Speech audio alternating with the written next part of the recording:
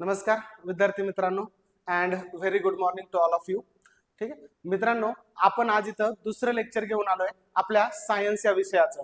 जसं की तुम्हाला माहितच आहे की आपली आरटीओची एक्झामची जाहिरात येण्याची वेळ झालेली आहे. ठीक आहे, त्या अनुषंगाने आपण आपली बॅच इथे स्टार्ट केलेली आहे. गट ब तसेच गट क आणि गट क मध्येच येणारी आपली आरटीओ त्या ओरिएंटेशनने आपली बॅच कंटिन्यू होते आहे.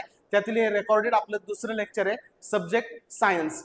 पहिल्या लेक्चरमध्ये आपण मेदामध्ये विरघळणारे सर्व जीवनसत्वांचा अभ्यास इन डिटेल मध्ये केला होता आणि मी तुम्हाला तेव्हाही गॅरंटी दिली होती आणि आत्ताही शुद्ध शब्दांमध्ये गॅरंटी देतो मित्रांनो की आपण घेतलेल्या कंटेंटच्या बाहेर तुम्हाला राज्यसेवेपासून ते सरळ सेवेपर्यंत सगळ्याच एक्झामसाठी फायदा होईल. या बाहेर एकही प्रश्न जाणार नाही. So fully trust on us की आम्ही खूप छान पद्धतीने कंटेंट करून हा व्हिडिओ बनवण्याचा प्रयत्न केलेला आहे, हे लक्षात असू द्या. ठीक आहे, आता जास्त वेळ न घेता आपण लगेच आपल्या सिलेबसला स्टार्ट करूया. जसे की मागच्या लेक्चरमध्ये आपण मेदात विरघळणारे जीवनसत्व बघितले, या लेक्चरमध्ये आपल्याला पाण्यात विरघळणारे जीवनसत्व बघायचे आहे इन डिटेल मध्ये. ठीक आहे, जसं की तुम्हाला सगळ्यांना माहितच आहे की मेदात विरघळणाऱ्या जीवनसत्वांना आपण एक शॉर्ट ट्रिक दिली होती आणि ती ट्रिक म्हणजे काय? किडा. किडा ADK मेदामध्ये विरघळतात. पाण्यात विरघळणारे दोन जीवनसत्व आहेत. एक जीवनसत्व म्हणजे बी कॉम्प्लेक्स आणि दुसरं आहे सी.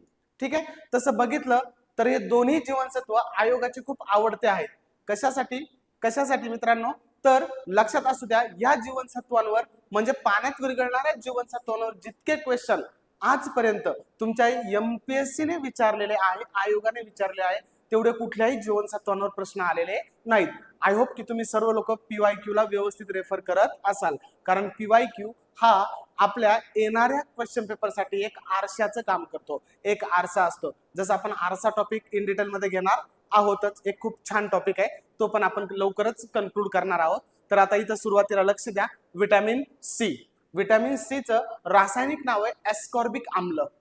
ठीक आहे, याच्यावरती खूप वेळा प्रश्न येऊन गेलेले आहेत की विटॅमिन सी चे रासायनिक नाव काय. तुमच्या सरळ सेवेला पण येतात आणि तुमच्या MPSC आयोगाने पण विचारलेले. तर एस्कॉर्बिक आम्ल म्हणतात आणि आम्ल शब्द पुढे लक्षात असू द्या. आम्ल म्हणजे ऍसिड, ही गोष्ट लक्षात असू द्या. ठीक आहे, एस्कॉर्बिक आम्ल. ठीक आहे, प्रतिदिन गरज याची 90 मिलीग्रॅम आहे. प्रतिदिन गरज 90 मिलीग्रॅम या युनिटवर व्यवस्थित लक्ष असू द्या. याचे स्रोत तुम्ही जर बघितले तर स्रोत बघा: लिंबू, संत्री, मोसंबी, द्राक्ष, स्ट्रॉबेरी, टोमॅटो, अननस, पेरू आणि आवळा. काही क्लिक झालं?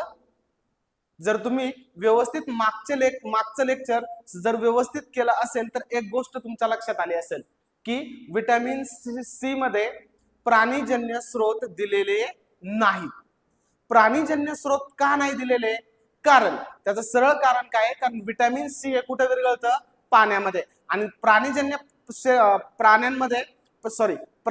जर तुमचं विटॅमिन सी पाण्यामध्ये विरघळतं तर साहजिक आहे ते शरीराच्या बाहेर टाकलं जाणार आहे. म्हणून कुठल्याही प्राण्याच्या शरीरामध्ये विटॅमिन सी आढळणार नाही.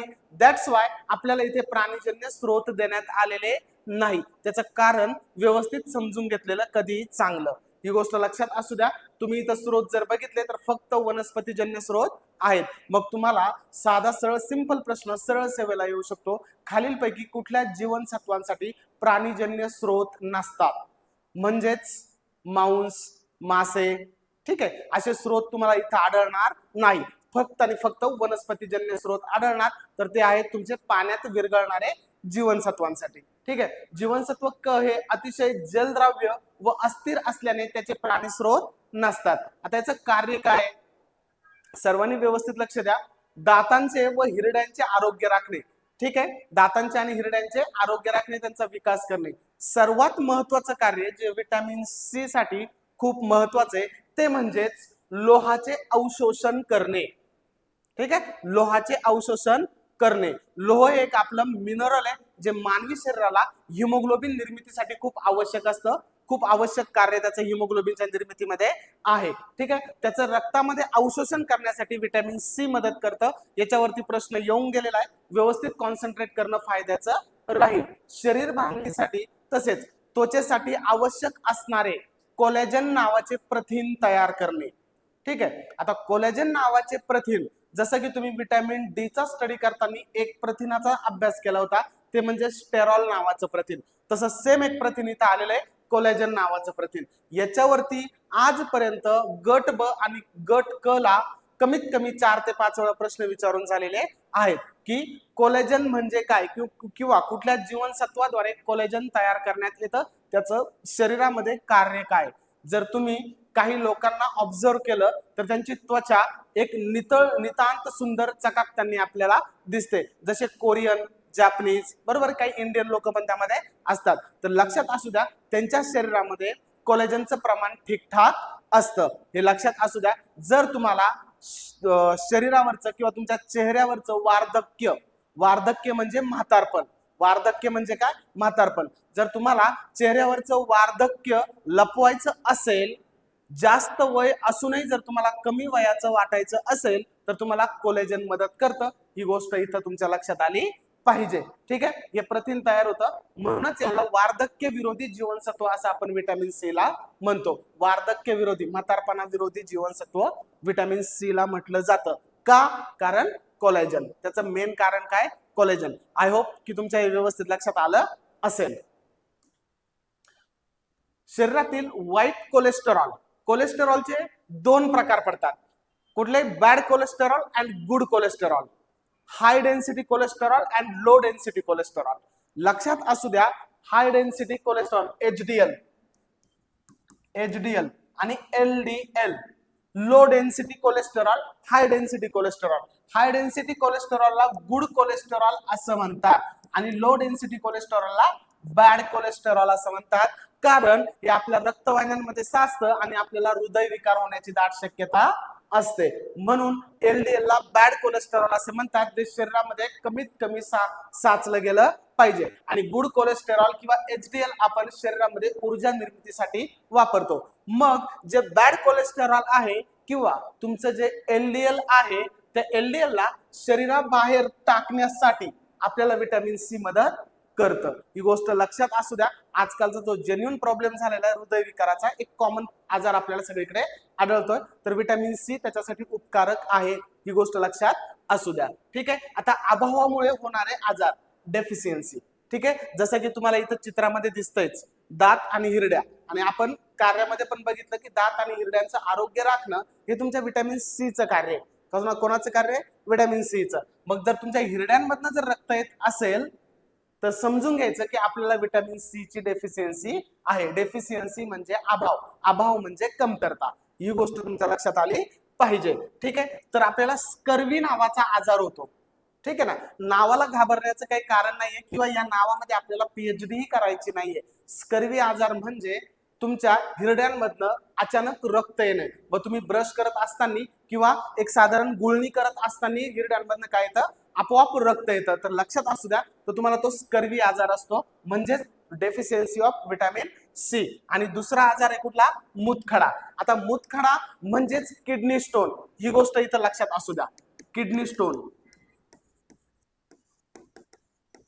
मूतखडा म्हणजेच किडनी स्टोन. ठीक आहे ना. तर किडनी स्टोन इथं तुम्हाला चित्रामध्ये दाखवण्यात आलेला आहे.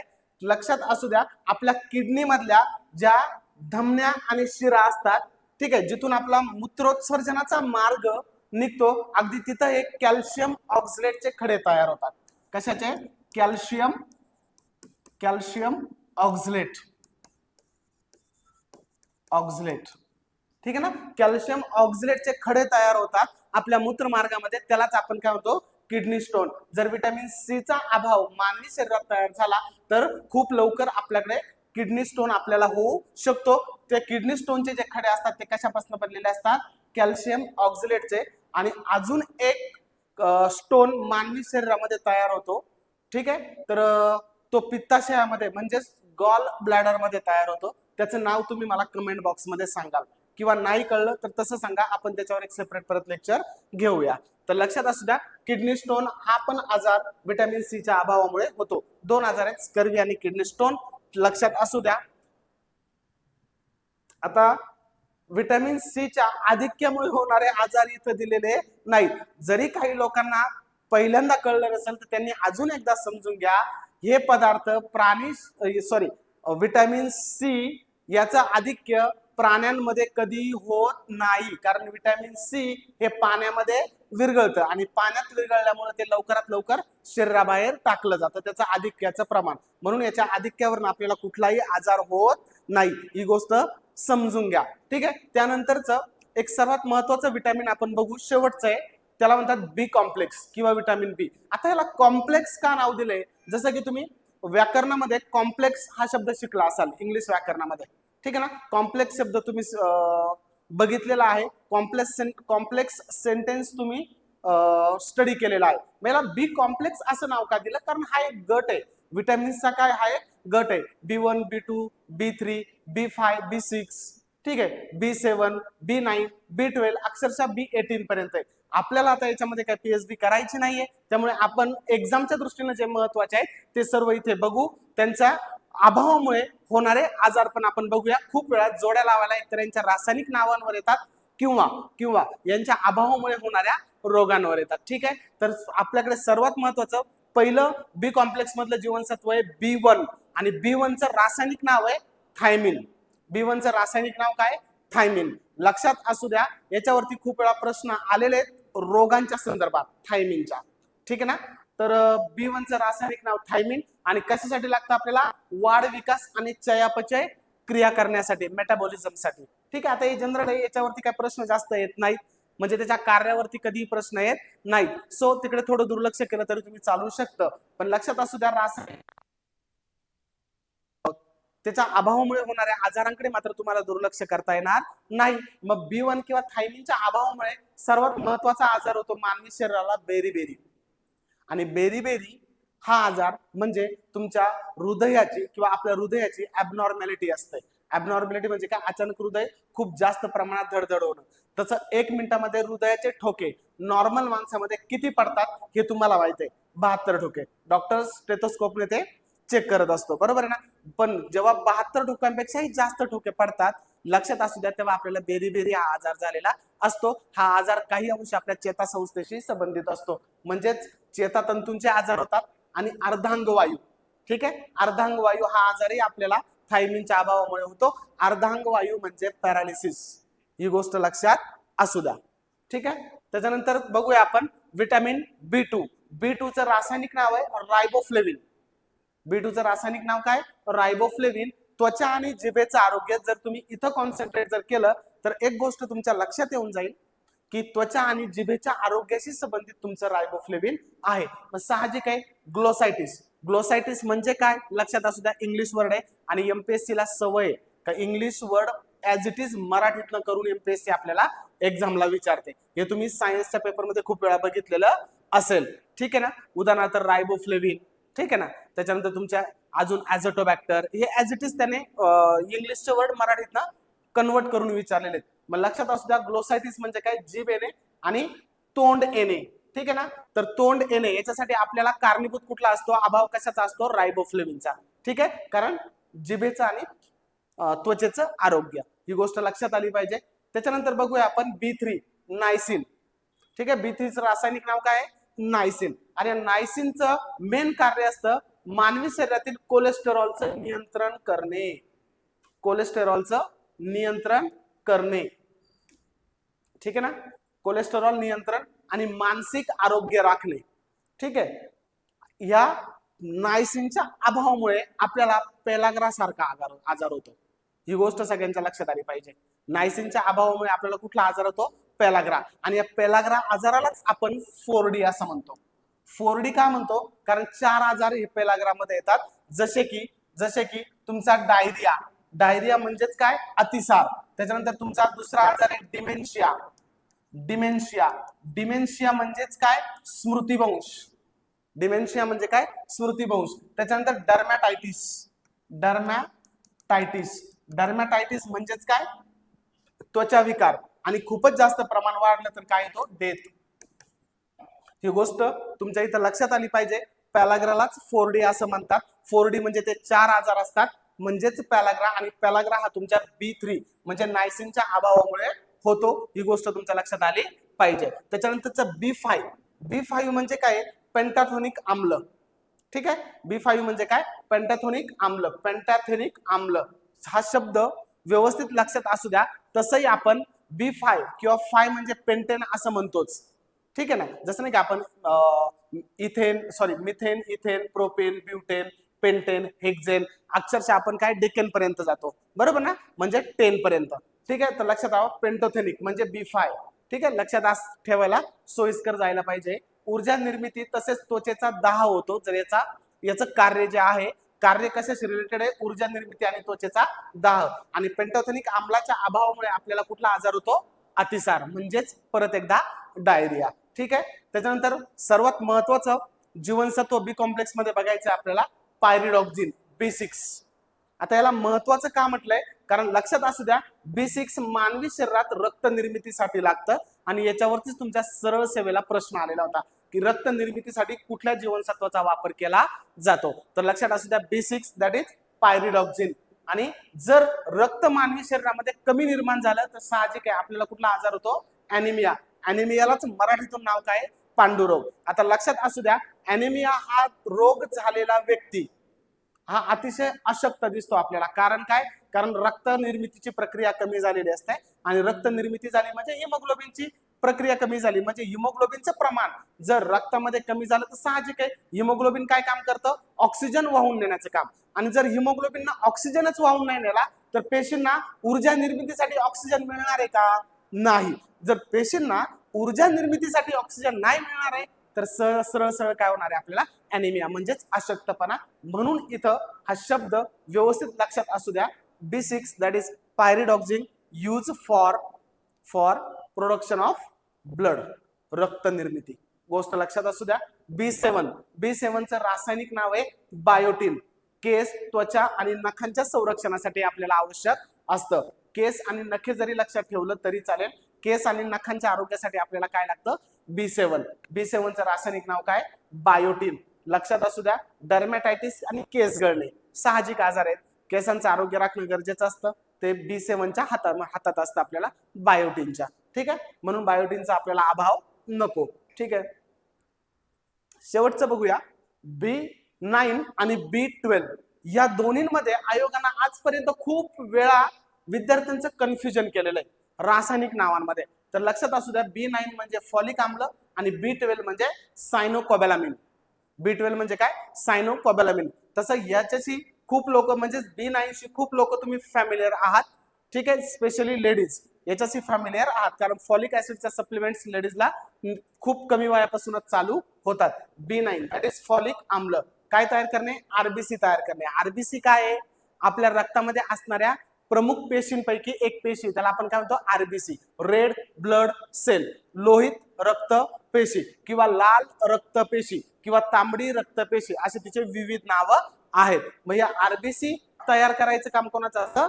ह्या आरबीसीच हिमोग्लोबिनला वाहून नेण्याचं काम करता. ही गोष्ट तुमच्या लक्षात आली पाहिजे. म्हणजेच हिमोग्लोबिन आणि हिमोग्लोबिन या दोन्ही गोष्टी कुणावर डिपेंड आहेत? तर त्या आहेत तुमच्या फॉलिक आम्लावर, दॅट इज B9. ठीक आहे, मग याच्या अभावामुळे साहजिक आहे आता आरबीसी आणि हिमोग्लोबिन दोन्ही कशाशी रिलेटेड आहेत? ॲनिमिया आजाराशी. म्हणजेच यामुळे पण आपल्याला कुठला आजार होणार आहे? Megaloblastic anaemia. तुमच्या इथे ही गोष्ट लक्षात आली पाहिजे का तुम्हाला B6 पायरिडॉक्सिनच्या अभावामुळे कुठला आजार झाला? ॲनिमिया. आणि तुमच्या B9 फॉलिक आम्लाच्या अभावामुळे कुठला आजार होतो? ॲनिमिया. आणि B12 सायनोकोबॅलामिन हे नाव लक्षात असलं पाहिजे तुमच्या. DNA आणि RNAच्या निर्मितीसाठी तुम्हाला काय लागतं? B12 that is सायनोकोबॅलामिन. आणि याचाही वापर रक्त निर्मितीसाठी होतो. म्हणून याच्या अभावामुळे पण आपल्याला कुठला आजार होतो? ॲनिमिया. म्हणजे जेवढे आपण बी कॉम्प्लेक्स मधील जेवढे जीवनसत्व बघितले त्यापैकी B6, B9 आणि B12 या 3 जीवनसत्वांवर व्यवस्थित कॉन्सन्ट्रेट करा कारण यांच्या अभावामुळे आपल्याला ॲनिमिया आजार होतो. याच्यातले युनिक पॉइंट आहे, लक्षात असू द्या. जर तुम्हाला विचारलं केसांच्या आणि नखांच्या आरोग्यासाठी कुठलं विटॅमिन तुम्हाला लागतं तर B7 दॅट इज बायोटिन. त्यानंतर तुमच्या DNA आणि RNAच्या निर्मितीसाठी कुठलं बी कॉम्प्लेक्स मधलं कुठलं विटॅमिन लागतं तर B12 सायनोकोबॅलामिन. त्याच्यानंतर B9 आरबीसी तयार करणे म्हणजेच हिमोग्लोबिन आणि B6 काय? रक्त निर्मिती. ठीक आहे, युनिक पॉइंटवर तुम्हाला प्रश्न येऊ शकतात. आजपर्यंत विचारलेले नाहीत कार्यावर, पण ते कधीही येऊ शकतात, ही गोष्ट लक्षात असू द्या. ठीक आहे, दोन महत्वाचे पॉइंट यामध्ये अजून ऍड करायचे होते की तांदूळ, कारण आजकाल आपण पॉलिश केलेला तांदूळ जास्तीत जास्त खातो, बरोबर आहे. पांढरा शुभ्र तांदूळ आपल्याला जेवढा दिसला आपल्याला असं वाटतं की तो खूप छान आहे, पण असं ऍक्च्युअली नाहीये, तो पॉलिश केलेला असतो. पॉलिश केलेल्या तांदळातील थायमिन म्हणजेच B1 नष्ट होते, ही गोष्ट तुमच्या लक्षात आली पाहिजे. याच्यावरती प्रश्न येऊन गेलेला आहे. आणि अतिमद्यप्राशन करणाऱ्या व्यक्तींमध्ये कुठल्या विटॅमिनची कमतरता जाणवते, तर B3 म्हणजे नायसिन. आणि नायसिनची कमतरता झाल्यावर आपल्याला कुठला आजार होतो, 4D दॅट इज पॅलाग्रा. ठीक आहे, ही पण गोष्ट लक्षात असू द्या. म्हणजेच जे लोक जास्त मद्यप्राशन करतात, अतिमद्यप्राशन करतात, त्यांना पॅलाग्रा नावाचा आजार जास्तीत जास्त होण्याची शक्यता असते. आणि तुमच्या डे टू डे लाईफ मध्ये नजरेत पण असेल. ठीक आहे ना, इथं बघा, ही जी डायग्राम इथं तुम्हाला देण्यात आलेली आहे, ठीक आहे, ही जनरल एक अॅनिमियाची डायग्राम आहे, ही गोष्ट लक्षात असू द्या. ठीक आहे, त्याच्या अभावामुळे होणाऱ्या आजारांची, ठीक आहे, विविध जीवनसत्वांच्या. ठीक आहे मित्रांनो, या पद्धतीने आपण सर्व जीवनसत्वांचा इथं इन डिटेल अभ्यास केलेला आहे. याच्या बाहेर तुम्हाला कुठल्याही एक्झामला कुठलाही प्रश्न येणार नाही. आणि लक्षात असू द्या, जीवनसत्वांवर येणाऱ्या प्रश्नांचे मार्क्स हे आपल्या हक्काचे असतात, आणि हक्काचे मार्क्स सोडू नका. खूप छान चॅप्टर आहे, 6 जीवनसत्व आहेत, आणि 6च्या 6 आपल्याला व्यवस्थित करायचे आहेत. मग तो तुम्हाला एक्झाम मध्ये जोड्या लावायला येवो किंवा इंडिव्हिज्युअल प्रश्न विचारो, फक्त त्याच्यावर व्यवस्थित कॉन्सन्ट्रेट ठेवा. त्याच्यावरती खूप वेळा प्रश्न विचारले जात आहेत. यानंतर जो चॅप्टर आपण किंवा जो कंटेंट आपण इथं स्टार्ट करणार आहोत तो म्हणजे मिनरल्स. मिनरल्स म्हणजे काय, खनिजे. मानवी शरीराला जशी जीवनसत्वांची आवश्यकता असते, त्याचप्रमाणे काही खनिजांची आवश्यकता असते. उदाहरणार्थ दैनंदिन जीवनामध्ये आपण मीठ नेहमी घेतो, आपल्या भाजीमध्ये, प्रत्येक भाजीमध्ये मीठ असतं. हे मीठ म्हणजेच एक प्रकारचं खनिज आहे, कारण मिठाचा जर तुम्ही रासायनिक रेणूसूत्र बघितलं तर ते काय आहे, NaCl. काय, NaCl. Na म्हणजे काय, सोडियम, आणि Cl म्हणजे काय, क्लोरीन. बरोबर आहे, सोडियम क्लोराईड. म्हणजेच काय, 2 मिनरल एकत्र येऊन मीठ तयार झालेलं आहे. आणि मग यांचा वापर मानवी दैनंदिन आरोग्य राखण्यासाठी होतो. ठीक आहे, तर लक्षात असू द्या, जागतिक आरोग्य संघटना म्हणजे WHO, जागतिक आरोग्य संघटनेच्या अहवालानुसार मानवी शरीराला दैनंदिन व्यवस्थित स्थिती राखण्यासाठी किंवा आरोग्य राखण्यासाठी 24 खनिजांची गरज लागते. किती खनिजांची गरज लागते, 24. सरळ सेवेला याच्यावरती प्रश्न आलेले आहेत, त्यामुळे व्यवस्थित कॉन्सन्ट्रेट करा. आता जे क्षार आपल्याला कमी प्रमाणात लागतात, साहजिक आहे, त्याला आपण काय म्हणणार, मायनर. मायनर म्हणजेच कमी प्रमाणात लागणारे, म्हणजे लेश मूलद्रव्य. ठीक आहे, किंवा सूक्ष्म मूलद्रव्य. हे दोन्ही शब्द तुमच्या लक्षात आले पाहिजे, मायनर, लेश, सूक्ष्म. आणि जे क्षार आपल्याला जास्त प्रमाणात लागतात, ठीक आहे, त्याला आपण काय म्हणतो, मेजर, किंवा त्याला दुसरा शब्द काय, बृहत खनिजे. या शब्दाकडे सगळ्यांचं लक्ष जाईल, कारण तुम्हाला कदाचित अचानक प्रश्न येऊ शकतो की खालील गटांपैकी लेश किंवा मायनर खनिजे ओळखा, किंवा तुमचे बृहत खनिजे ओळखा. ठीक आहे, एखादा गट तुम्हाला ओळखायला लावू शकतात. तर हा थोडा हार्ड लेवलचा क्वेश्चन होऊन जाईल, पण तो हक्काचे मार्क्स आहेत. थोडं फक्त इथं लक्ष द्यायचं, जे जास्त प्रमाणात लागतात त्याला काय म्हणतात, बृहत खनिजे. ही गोष्ट इथं लक्षात आली पाहिजे. ठीक आहे, आजच्या लेक्चरमध्ये आपण 1 ते 2 खनिजे घेण्याचा प्रयत्न करू, आणि बाकीचे खनिजे आपण नेक्स्ट लेक्चरला कंटिन्यू करू. तर मेजर खनिजे आणि मायनर खनिजे इथे तुम्हाला दिलेले आहेत. आय होप की तुम्ही व्यवस्थित हा जो तुमच्या समोर चार्ट दिलेला आहे त्या चार्टचा व्यवस्थित अभ्यास करा. काहीतरी शॉर्ट ट्रिक तयार करा, कारण तुम्हाला हे एक्झामला विचारले जातात. एकतर मेजर लक्षात ठेवा किंवा मायनर लक्षात ठेवा. Calcium, phosphorus, sodium, potassium, magnesium, chlorine आणि फ्लोरीन हे तुमचे मेजर किंवा बृहत मिनरल्स आहेत, बृहत खनिजे आहेत. ही गोष्ट लक्षात असू द्या. कुठलाही एक गट लक्षात ठेवा, म्हणजे तुम्हाला येणारा कुठलाही प्रश्न त्यावर टॅकल होऊन जाईल. मग आपण सगळ्यात फेमस सुरुवातीचे सर्वात जास्त लागणारं मिनरल बघूया, कॅल्शियम.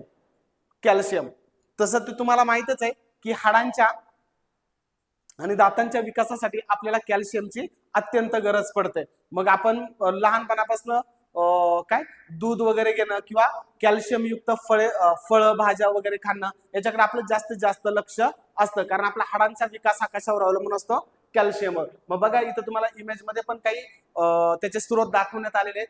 कॅल्शियम कार्य काय, दातांच्या व हाडांच्या विकासासाठी अत्यंत आवश्यक आहे. आणि सर्वात महत्वाची गोष्ट इथं कॉन्सन्ट्रेट करायचंय तुम्ही, की शरीरातील 90% कॅल्शियम हा हाडांमध्ये आढळतो. मानवी शरीरातील 90% कॅल्शियम हाडांमध्ये आढळतो. सरळ सेवेला इथं प्रश्न तयार होऊ शकतो. त्यामुळे हाडांना काय येतो, कठीणपणा. हाडांना कठीणपणा कोणत्या मूलद्रव्यामुळे येतो, कोणत्या मिनरलमुळे येतो, हा प्रश्न आला तर लक्षात असू द्या, हाडांचा कठीणपणा हा कोणावर अवलंबून असतो, कॅल्शियमवर. ठीक आहे. हृदय, स्नायू, पचन संस्थेचे आरोग्य राखणे, रक्त निर्मितीसाठी मदत करते, हे कॅल्शियमचे दुसरे अजून काही कार्य आहेत. लक्षात असू द्या, याच्या अभावामुळे आता 2 शब्द तुम्हाला व्यवस्थित लक्षात ठेवायचे जेव्हा तुम्ही खनिज शिकणार आहात. लक्षात असू द्या, जर अभावामुळे होणारे आजार आले तर तिथं काय शब्द लागतो, हायपो, HYPO, हायपो. आणि जर खनिजाच्या आधिक्यामुळे होणारा आजार आला तर त्याला आपण काय म्हणतो, हायपर. हे लक्षात असू द्या. मग अभावामुळे होणारा आजार म्हणजेच हायपोकॅल्शियमिया. ठीक आहे. रक्तातील कॅल्शियमची पातळी जर कमी झाली तर आपल्याला अति अवटुता, अवडुता नाही येते ऍक्च्युअली, अति अवटुता हा शब्द आहे, आणि ड जीवनसत्वाचे कमतरता तयार होते, तसेच किडनीचा आजार होतो.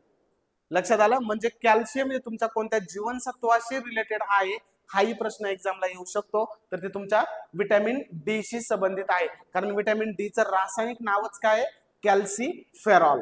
ठीक आहे. आय होप की तुम्ही मागचं लेक्चर बघितलेलं असेल. मग ड जीवनसत्वाचा पण कमतरता आपल्याला तयार होते आणि किडनीचा पण आजार होतो. मगाशी आपण किडनीची डायग्राम बघितलेली आहेत.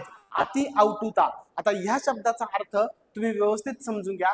अति अवटुता म्हणजेच तुमच्या गळ्यामध्ये असणारी थायरॉइड ग्रंथी, आणि थायरॉइड ग्रंथीचं बॅलन्स किंवा त्याचं कार्य बिघडतं, म्हणजेच अति अवटुता. ही गोष्ट लक्षात असू द्या. लहान मुलांमध्ये मुडदूस आणि मोठ्या व्यक्तींमध्ये काय होतो, हाडांचा ठिसूळपणा. कारण आपल्याला माहित आहे कॅल्शियम हे हाडांच्या कठीणपणासाठी आवश्यक असतं. जर त्याची कमतरता येणार तर काय येणार आहे, हाडांचा ठिसूळपणा.